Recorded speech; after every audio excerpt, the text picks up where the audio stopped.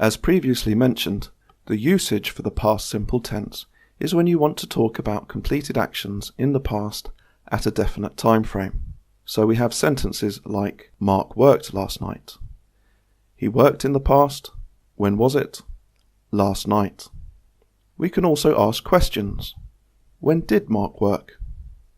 Although the time isn't mentioned in the question, what we're implying is the time will be mentioned in the answer. And by saying when did Mark work, we're indicating that it is in the past rather than saying when does Mark work, which would bring us back up into the present. And now let's have a look at some teaching ideas for the past simple tense. Here we have one of our more basic activities. It consists of a series of pictures that the teacher would have cut out before class. The teacher will then put students into pairs and ask them to create a story about somebody's day that they had in the past, yesterday or last weekend. So the students, using their own imagination, will put the pictures in any order they choose, and then the teacher will ask them to piece it together, making statements in the past simple. So they could start off with, she woke up and had a cup of coffee. Then she wrote a letter to her friend. So on and so forth, until probably ending up with, and then she went to bed at 9 o'clock. In this version of the activity we previously looked at, we have more complicated verb structures, especially with the irregular verbs such as wake and see. Again, we'll challenge our students to have a look at the various prompts and to order the pictures so as to make a story. Here, the focus will be on making a narrative story using the past simple tense. Hopefully, after a certain amount of time, our students will be able to create their own story and then present it to the class. If we have a higher level group of students, we could have the option to erase the prompts, simply give the students the pictures, perhaps a title to the story as well, and leave it to them to create a story all on their own. In this mill drill activity for the past simple tense, we'll be using a two-stage activity. Basically, first we'll have our students guess how many people did a certain thing in the past. Our first example here is to find out how many people watched television last night. Number 3, find out how many people used the internet yesterday. So again, we'll have our students guessing the number of people who did that in the class. Once that's finished, we'll have our students get up and go around polling the class, asking how many people watched television last night, how many people used the internet yesterday, so on and so forth. For the feedback, the teacher will gather the students up and chart the results. For our adult students, looking at the past simple tense, we can have them creating resumes or CVs.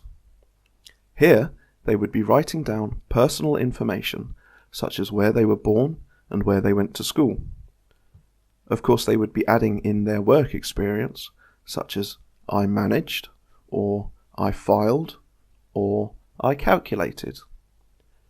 Then we would pair up our students once the CVs are made, putting them into an interview setting, basically asking what they did in the past and what would qualify them for their job. For a feedback session following this, we could get our students into small groups sharing their CVs together. Now let's have a look at the past continuous tense. This tense is used to indicate that a certain action was in progress at a particular time in the past. We form the positive form by using our subjects, the auxiliary verb to be, plus the verb plus ing, also known as the present participle. So it results in sentences such as, he was cooking last night, or we were cooking last night. In order to form the negative sentence for the past continuous, we add the word not in between the past form of the auxiliary verb to be and our main verb, which here is cooking. So of course we have, he was not cooking last night, and we were not cooking last night. In order to form the question form of the past continuous tense, Again, we're going to invert a subject and the auxiliary verb. So we start our question with was or were, depending on our subjects, and we keep our present participle form of the verb, which is our main verb in the question. So, was he cooking last night?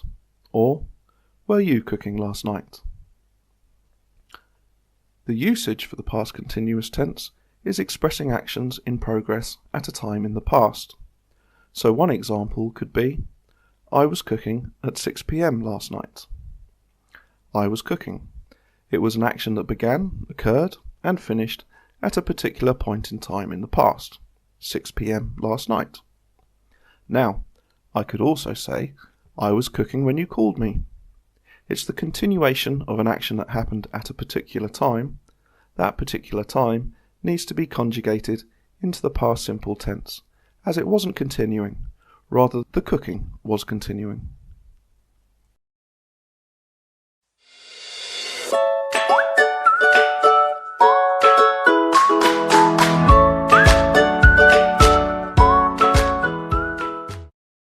Now we'll look at a teaching idea for the past continuous.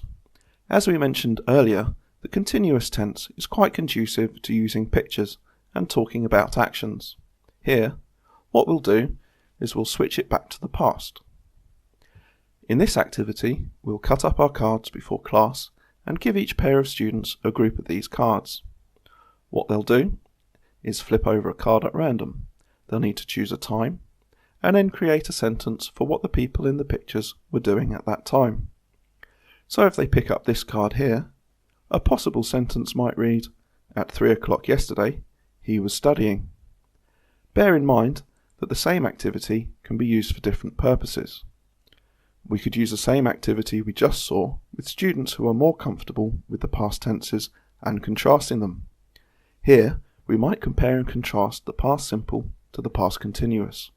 Again, we would cut up our cards, have our students turn the cards over at random, but now they'll make sentences such as, while I was studying yesterday, I received a phone call. While she was swimming, she saw a shark. Very similar to presenting a picture with activities to students and having them report what the people are doing at the present time using the present continuous tense. What we'll do here is have the students do the same thing. But now we'll give them 2 or 3 minutes to look at the picture and try to remember what the people are doing, before we turn the picture over and then ask the students to create sentences about what the people were doing in the picture.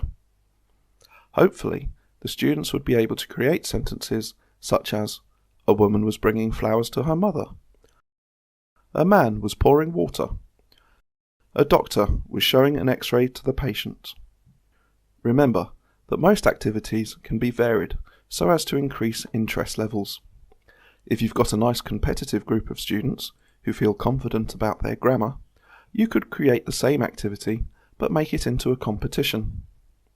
So after the 2 minutes of memorizing the picture, you turn the picture over and challenge each group of students to come up with more sentences than the other groups. At the end of it, you'll see which group came up with the most correct sentences and obviously give them their due congratulations. Working off our previous mime idea for the present continuous, now we can use the same idea for the past continuous. The key difference here will be that while the student is doing the mime, the students in the audience are not able to guess what the person is doing. Rather, you'll have them stop first, then have the group making sentences for the past. So a student may get a card such as drawing, driving, or cooking. They do their mime of the action, and they stop. Only then can we have the rest of the students make their guess using the past continuous tense. And now for the past perfect tense. This tense is used to talk about a past action and a related past action before that. In this case, we're relating 2 past actions to each other. We do so by using the auxiliary verb to have, but because we're talking about the past, we need to conjugate that auxiliary verb into the past. So we'll consistently use had no matter what our subject is for the sentence. The other critical part of the formation of this tense is the fact that the main verb needs to be put into the past participle form. Here, we've used a regular verb, to finish, and we've added ed. The results are sentences like, Sue had finished. Negative, Sue had not finished. We can contract had not into hadn't, and we can ask the question by saying, had Sue finished? As mentioned, the usage for the past perfect is to relate past actions that are in the past. So we always add the past perfect tense for the action that happened before the past action that we're talking about. So I want to say that we arrived in the past, but I also want to let you know that something happened even before we arrived. So I use the past perfect tense. Again, our auxiliary verb to have conjugated into the past, as well as our past participle form of the main verb. The resulting sentence could be something like, the concert had started by the time we arrived. Now let's take a look at some teaching ideas for the past perfect tense. As we said, the past perfect tense is used to relate two past activities to each other. Here, we'll ask our students to describe what the person had just done before the photo was taken. Down below, we have some prompts for our lower level students who may need some additional help. Here, we see be assassinated. Hopefully, our students will be able to read this, match it up with the current picture, and make a statement such as, he had just been assassinated when the photo was taken. Please bear in mind that this activity is quite Western-centric. You'll have to adapt the activity for students outside of these areas, which can be done quite easily. Here, we have another teaching idea for the past perfect tense, where we'll ask our students to finish a statement made. We'll have cut these pieces out before our class and distributed them to pairs or small groups. The students will randomly turn their card over and they'll read the beginning of a statement and be challenged to finish it in a logical way. Here we have, I couldn't sleep because. The student could finish it however they like. Perhaps, I couldn't sleep because I had seen a scary movie. The students will continue on and finish the activity, perhaps getting some feedback of their various sentences. And now let's take a look at the past perfect continuous tense. We'll obviously be talking about the past, we'll be talking about two actions, and we'll be focusing on the fact that one of those actions had been continuing at another point in the past. In order to form this tense, what we need are two auxiliary verbs. We need our auxiliary verb have, conjugated into the past, so it turns to had. We use our auxiliary verb be, with our present participle form of the main verb, which is the verb plus ing, and be being conjugated into the past as well. So for positive sentences, we would start with our subject. Here it's Sue. Sue had been cooking. Our negative sentence would be Sue had not been cooking. And in order to ask our question, again, that inversion of the subject and had, so it comes out, had Sue been cooking? And now the usage for the past perfect continuous tense. It is as follows. Using it to communicate a continuing action in the past up until an additional action in the past. Here we have, Sue had been cooking for 3 hours before we ate lunch. The action that had been occurring up until that point was, Sue had been cooking for 3 hours. Before the other action, we ate lunch. Now we have some teaching ideas for the past perfect continuous tense.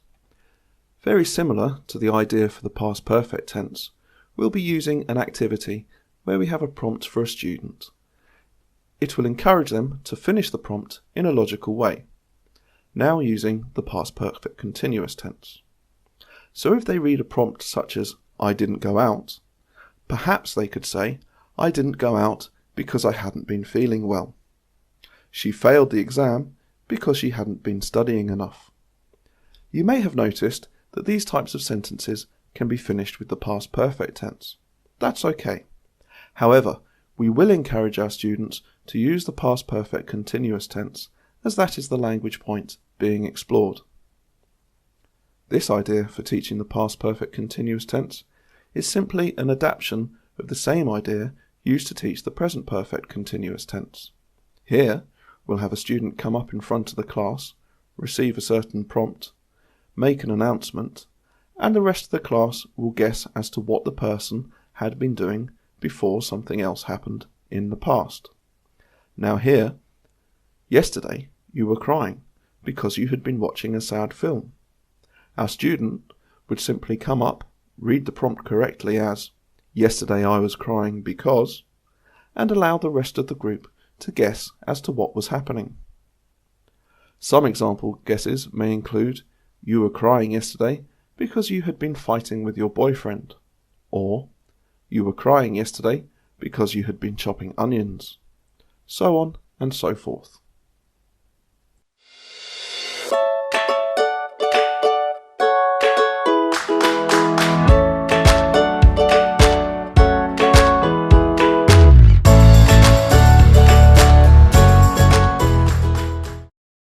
Let's now have a quick review of the past tenses.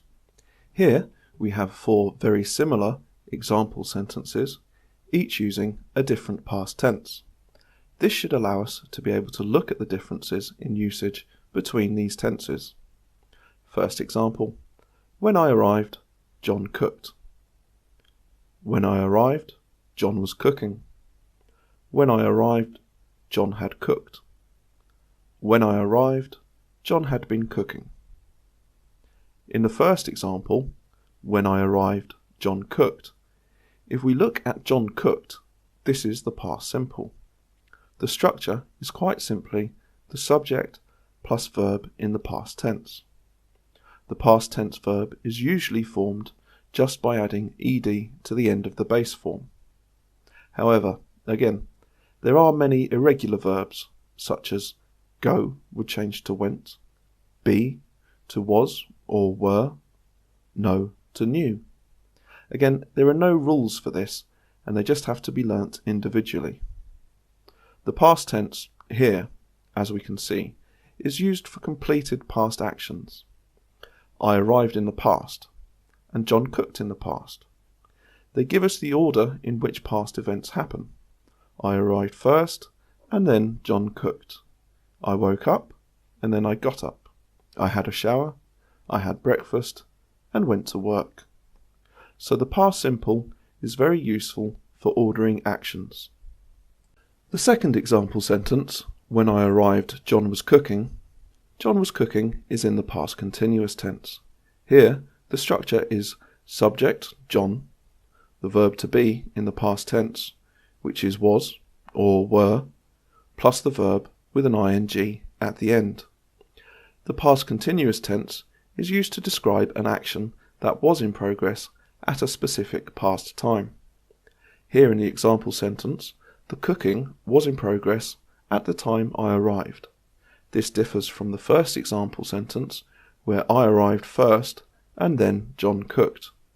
In this example, the cooking had already started and was still in progress at the time I arrived. In the third example, when I arrived, John had cooked. John had cooked is the past perfect tense. This has the structure subject, here John, plus had, plus past participle, here cooked. Past perfect is used to express the past in the past. In other words, an action that happened before another past action. When I arrived, John had cooked. I arrived in the past, and I want to say what happened before that past time, so I have to use the past perfect. The fourth example sentence, when I arrived, John had been cooking, this is using the past perfect continuous tense. John had been cooking. This has the structure subject, John, auxiliary verb had, another auxiliary verb, been, and then the verb plus ing. The past perfect continuous tense is used to express the duration or continuity of a longer action in the past before another past action. As we can see here, when I arrived, John had been cooking. The cooking had continued for a period of time before I arrived. It doesn't express whether cooking is still continuing or completed. So let's have a look at the 4 sentences together again. When I arrived, John cooked. I arrived first, then John cooked. When I arrived, John was cooking. The cooking was actually in progress at the time I arrived. When I arrived, John had cooked. The cooking had finished before I arrived. And when I arrived, John had been cooking expresses a longer action that had been happening up until the time I arrived. Here now are some tips on the successful completion of your 3 tense units. First, when identifying a sentence's tense, focus on the structure of the sentence rather than its usage. The structure is what dictates the tense used. For example, if a sentence lacks the auxiliary verb to have, it cannot be a perfect tense sentence. Similarly, if a sentence lacks the present participle used as the main verb in the sentence, it cannot be a continuous tense sentence. This can also be helpful for creating sentences. Once you've created a sentence you feel is appropriate, have another look and analyse that sentence's form before looking at its usage.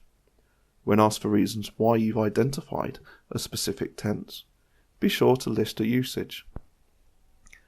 If you're able to do this correctly, your answer will most likely be correct. When asked to explain something to a low-level student, be sure to word your answer as if you're really explaining it to the low-level student, rather than your tutor. Be sure to use basic language and be as clear as possible. Finally, when asked to give an activate stage idea, please bear in mind the aims of the activate stage. These are 1.